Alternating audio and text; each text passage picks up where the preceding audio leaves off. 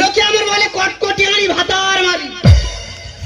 না তোমরাই বলো ভাতা যেদিন আমার লাস্টিং করে জন্য দায়ী আমি।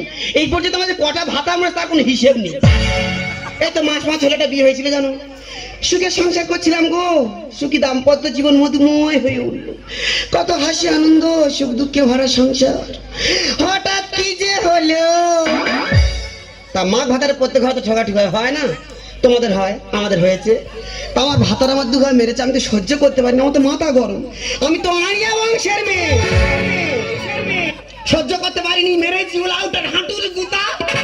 তা সেদিন দম ধরে রাখবার জন্য দায়ী আমি। তোমরা কেমন বলে ভাতার মারি, সে গাছটা কি হয়েছে, আমার খুব একটা অসুবিধা হয় না, মোটামুটি ম্যানেজ হয়ে যাচ্ছে।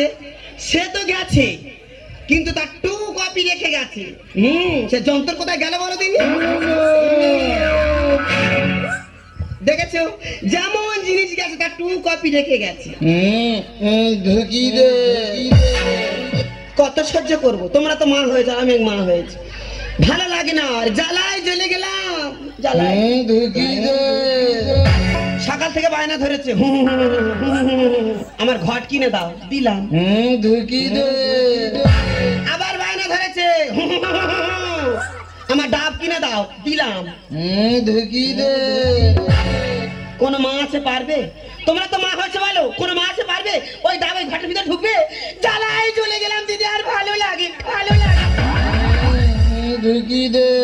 আমার বাবা যেটার মধ্যে যেটা ঢোকে না দিকা আমাকে বলো না, আর মাথা গরম করিও না।